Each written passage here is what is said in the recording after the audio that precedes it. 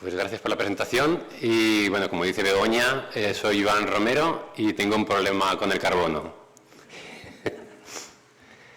Voy a cambiar un poco el foco de las presentaciones porque sí que es importante, por supuesto, la eficiencia energética y lo que veremos ahora, la energía o el carbono en fase de uso, fase operacional, que como se puede decir también en términos de ciclo de vida, pero también es importante el carbono o la energía en bebidas, es decir, de los productos.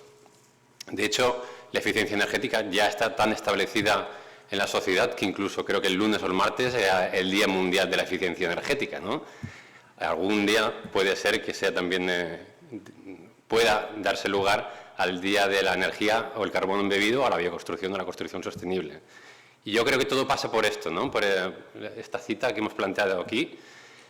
Y es que la transición hacia la sostenibilidad ambiental implica la coexistencia e interacción entre el sector de la construcción convencional y los sistemas constructivos y materiales naturales. Y ahora veremos qué entendemos por materiales naturales. Ahí vemos un poco una imagen de lo que es una obra real entre la combinación y la interacción de sistemas constructivos convencionales, como pueda ser el símbolo o el icono de la construcción convencional, que es el ladrillo, y paneles prefabricados de paja de arroz, de aquí de la Albufera, que también pueden adaptarse a la logística y normativas aplicables que tenemos la obligación que corresponder y aplicar, como es el Código Técnico de la Edificación, ¿no? Y por qué no también en sinergia o cruzado con, como comentaba Jesús, la industrialización o incluso el trabajo de los sistemas constructivos modulares, como es el caso, por ejemplo, de estos paneles prefabricados.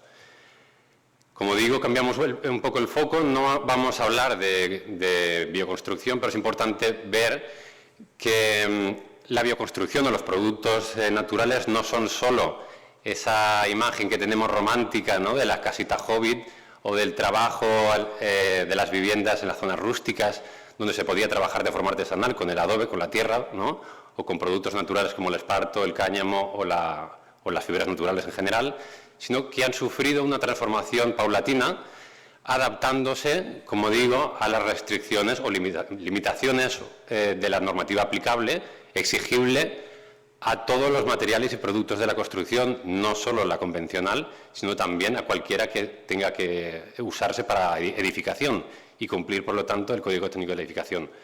Por ejemplo, esto es, si no recuerdo mal, en Australia, bloques de tierra prefabricados, donde también se puede trabajar con arquitectura de vanguardia moderna. Por ejemplo, esto creo que es en Alemania, donde la tierra, los bloques de tierra de tapia prefabricada pueden estar también a la intemperie, siempre y cuando estos sistemas constructivos no vayan en detrimento de las calidades y las propiedades mecánicas de los elementos constructivos. También con la bala de paja. Las balas de paja o la fibra de la bala de paja, que de hecho aquí en la Comunidad Valenciana tenemos excedente y que suele ser un problema que carboniza, se puede usar para descarbonizar. Se puede usar como fibra directamente o se puede trabajar con paneles prefabricados, acelerando lo que es la dotación del centro de trabajo y los ritmos de obra, ¿no?, y los rendimientos de obra. Por ejemplo, esta es la primera vivienda proyectada por el Estudio Terracota, la primera vivienda de 2 plantas aquí en Valencia. También tenemos un ejemplo en la Vila Bella, de un hotel rural, también con este tipo de sistemas constructivos que de hecho visitamos con la Politécnica de Valencia el año pasado. Pero también hay ejemplos en Europa, ¿no? Por ejemplo, la nave industrial de la empresa Ecococón, ya veis la magnitud de este tipo de construcciones, que no tiene las limitaciones que podamos llegar a pensar. Magnitud y morfologías de proyectos como la que veis en la imagen, de la factoría en Eslovaquia, pero también en apariencia. Por ejemplo, este edificio ya hace tiempo que se construyó en Francia, en 2013, usando fachadas ventiladas con cerámica y usando paneles prefabricados de paja. Esto no es de arroz, esto es bala de paja de trigo, pero como veis, en apariencia puede ser un edificio de construcción totalmente convencional. Igualmente, no sé si las presentaciones luego las tendréis. Aquí tenéis los enlaces para si queréis ver cómo se construyó los sistemas y detalles constructivos del propio proyecto. En altura, pero también en superficie. Esto es un edificio en Francia, en Alemania. bueno, también es una abadía y no sé si son unos 10.000 metros cuadrados, también construidos con paneles prefabricados de paja. Como digo, no vamos a centrarnos ya a desarrollar el punto de la bioconstrucción, no ese es el plan, simplemente quería hacer hincapié en las capacidades y posibilidades o potencial que tienen este tipo de materiales para poder dar respuesta a distintos tipos de proyectos y de distintas morfologías. El punto clave es este, el análisis del ciclo de vida. No vamos a ponernos técnicos, pero sí que es importante arrojar un poco de luz en que el análisis de ciclo de vida es la herramienta estandarizada y aceptada para poder comparar productos con la misma unidad funcional. Y me explico. Podemos comparar, por ejemplo, un aislamiento, un metro cuadrado de aislamiento con capacidad de resistencia térmica similar entre, por ejemplo, lana de roca y poliestireno expandido, bajo el espectro del análisis de ciclo de vida. Y la comparativa no será entonces la económica o la técnica, sino serán los distintos indicadores medioambientales que ya Paco, mi compañero, luego desarrollará en su presentación, pero que podemos analizar desde la fase de producción del material o producto hasta su final de vida. Es decir, no ponemos el foco simplemente en sus capacidades técnicas o económicas, sino también es importante qué emite en base a unos indicadores, por ejemplo, el más importante o el más no importante, sino el más establecido, reconocido como el potencial de calentamiento global, cómo emite o cuánto emite en su producción, en su fase de construcción e instalación, en su fase de uso, por supuesto, pero también en su final de vida. ¿Se puede recuperar? ¿No se puede recuperar? Aquí faltaría una etapa, la etapa D, de reutilización, pero bueno, estas son las etapas más importantes. Y creo que es importante que nos vayamos familiarizando con esta herramienta y con este sistema de análisis porque viene para quedarse. ¿Vale? Y aquí es cuando comparamos el carbono operacional o el carbono o energía operacional, que es básicamente el que viene de los certificados energéticos, el de fase de uso, el carbono operacional, que es básicamente el que mide el certificado energético, con el carbono embebido, que es la única diferencia es que uno está centrado en la fase de uso, es decir, las máquinas comparado con la demanda, según el aislamiento térmico que tenga, por ejemplo, nuestra vivienda, con el carbono que viene ya directamente dado por el tipo de producto. ¿Vale? ¿Por qué es importante poner el acento en el carbono embebido? Por supuesto, el carbono operacional sigue siendo, a día de hoy, una gran parte del carbono de un proyecto, ¿no? Que está en torno al 70%, 80% de lo que es toda la vida útil del edificio, pero también es importante el carbono embebido. ¿Por qué? Yo pondría el acento en tres aspectos importantes. Uno es que paulatinamente la red eléctrica, el mix, el pool eléctrico se va fortaleciendo en energías renovables y la carga de energías fósiles va haciéndose menor. Sí en el tejido, la red residencial, pero no en la industrial ni la del transporte, que realmente siguen siendo fósiles y no está tan ligada al mix eléctrico nacional, sino que cada empresa y el tejido industrial sigue trabajando con energías fósiles y sería un punto importante para trabajar e intentar reducir el carbono embebido. Otro punto importante es que la eficiencia energética, las normativas y las directivas se van haciendo más restrictivas. De hecho, ya hay países donde la proporción entre carbono embebido y el carbono operacional están al 50%, como por ejemplo puede ser Noruega o Canadá, pero normalmente en el resto de países, como por ejemplo en España, seguimos estando en ese 20-80, 30-70. Entonces es un porcentaje que poco a poco del carbono embebido va a ir aumentando y que va cobrando poco a poco más importancia. Y la clave, que para mí es la más importante, es que al incidir en el carbono embebido, incidimos hoy. Es decir, incidimos no en los 50 años de vida útil del edificio por la eficiencia energética, sino que podemos recortarlo directamente si hacemos hincapié en este tipo de carbono. Aquí os he puesto algunas directivas que ya están estableciéndose que vienen desde Europa, por ejemplo, la revisión de la EPBD a nivel de eficiencia energética, que va a incorporar el carbono embebido no solo en la fase operacional, sino también la embebida en el producto, en todo su ciclo de vida, en el Whole Life Carbon. Aquí tenéis la directiva y podéis pinchar y podéis ir directamente a la directiva que está a punto de salir ahora en marzo, con su actualización. La actualización también del reglamento de productos de la construcción, donde aquí podéis ver, por ejemplo, que ya pone como obligatorio el reporte en la ficha de productos de la construcción el potencial de calentamiento global, es decir, la huella de carbono, ¿de acuerdo? Y también quería haceros un poco spoiler de las jornadas en las que participó el IBE hace 2 o 3 semanas en el MIBAO, en el Ministerio de Vivienda y Agenda Urbana, que ya está trabajando en esa transposición europea en directivas nacionales y, si veis bien, un documento básico nuevo que se llamará HSO, y básicamente el indicador que va a ser directriz de este documento básico va a ser el potencial de calentamiento global por metro cuadrado, donde se va a incorporar también la huella de carbono embebida en todo su ciclo de vida, ¿de acuerdo? Aquí tenéis una imagen, una pirámide de algunos de los productos que podríamos llamar negativos a nivel de carbono, otros de bajo carbono y otros altos en carbono, ¿de acuerdo?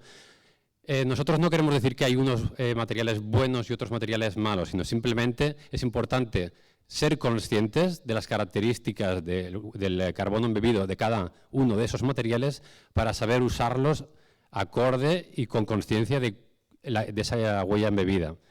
Entonces, yo creo que hay algunos materiales, como presentar mis compañeros en las presentaciones de esta mañana, sobre todo los de base vegetal, que tienen una gran ventaja respecto a sus homólogos, y es que no es que emitan CO2, sino que son sumideros de CO2. Entonces, claro, en esta escala tienen una cierta ventaja a la hora de trabajar en un paradigma o en clave de descarbonización. En la cadena de valor, en el sector de la construcción a nivel nacional, está realmente preparada. De hecho, hay promotoras de envergadura ya muy convencidas que están trabajando, por ejemplo, algunas de las que se presentarán en los casos prácticos en el último bloque. Hay un tejido industrial muy adaptado, sobre todo en la Comunidad Valenciana, que tiene un potencial importante del trabajo con la tierra o la arcilla. Tienen unas arcillas muy buenas para trabajar con sistemas constructivos y productos de tierra cruda. Hay empresas constructoras con experiencia disponible, despachos de arquitectura, como hemos visto en las imágenes del principio, ya especializados y con proyectos que los avalan, y una administración, como estamos viendo hoy, sensibilizada. Además del catálogo que vamos a presentar hoy, el IBE ha estado trabajando con varias herramientas, no solo este año, sino que ya lleva tiempo desarrollando herramientas enfocadas a la eficiencia energética y la descarbonización, como por ejemplo la herramienta de circularidad REDEU, la herramienta que presentaremos hoy, Turia, el registro de calidad del hábitat construido, los indicadores, estudio de residuos, etcétera, etcétera, etcétera. Y por último, lo que veníamos a ver, el catálogo de materiales para descarbonización y la construcción, que básicamente viene dado por trabajar un paralelismo al catálogo de soluciones constructivas y materiales que apareció y que emitió el Código Técnico de la Edificación cuando la Directiva de Eficiencia Energética o el documento básico de ahorro de energía necesitaba este tipo de datos, o los prescriptores necesitaban datos sobre la conductividad térmica. No se ve muy bien la imagen, pero bueno, básicamente son datos, un catálogo, para que los prescriptores, los proyectistas, tuvieran recogidos en un sitio características y propiedades de conductividad térmica y resistencia al paso del vapor de productos para justificar el propio documento básico. Eso es lo que pretende ser el catálogo de soluciones constructivas y materiales para la descarbonización, pero con información ambiental. Teniendo la posibilidad de generar ese repositorio, generando ese repositorio de soluciones naturales, para impulsar básicamente este tipo de materiales de huella de carbono baja, poder servir de escaparate para visualizar materiales innovadores o alternativos a los convencionales, que sirva también como base de datos de este tipo de información ambiental, que va a estar vinculado con el registro de materiales que mi compañera Isabel os presentará a posteriori. Y bueno, hay varios puntos más importantes. Y un matiz interesante es que además va a poder contar con una serie de fichas informativas para justificar estos materiales con datos genéricos, como por ejemplo la ficha esta que podemos ver aquí. Hemos puesto uno de los ejemplos de los materiales que contendrá el registro, con la ficha del bloque de tierra comprimida, sus características mecánicas y unos datos ambientales para justificar esos requisitos que están por venir.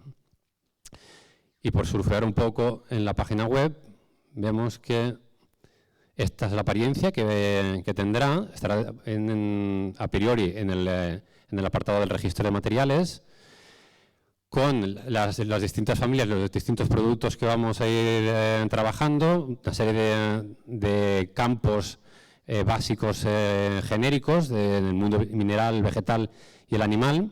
A ver, voy a ampliar la imagen, que creo que se verá mejor. Exacto. Y por poner un ejemplo, podemos ir al apartado de la tierra,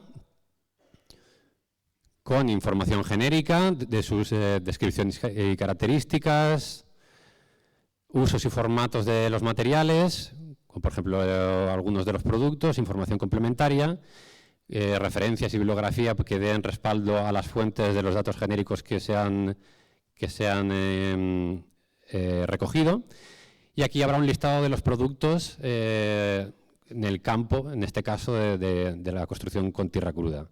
Si entramos, por ejemplo, en bloques de tierra, no serán un repositorio de empresas, para eso estará el registro de materiales, pero tendremos datos en los que además estarán vinculados a la base de datos del IBE de precios, como he dicho, al registro de materiales, y donde podremos descargar una ficha de resumen para justificar los requisitos de la normativa aplicable correspondiente.